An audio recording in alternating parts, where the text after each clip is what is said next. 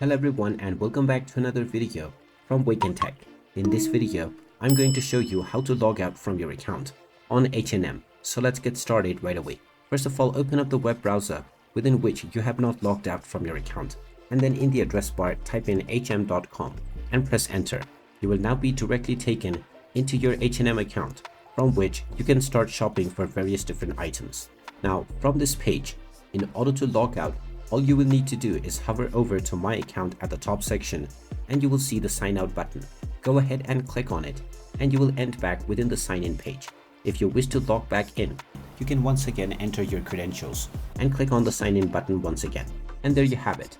That is how easy it is to change your country or region on H&M. If you find this video helpful, make sure you hit that like button and subscribe to our channel if you haven't done so already. Also ring that notification bell to never miss another update from us. Thank you for watching and I will see you again in the next video.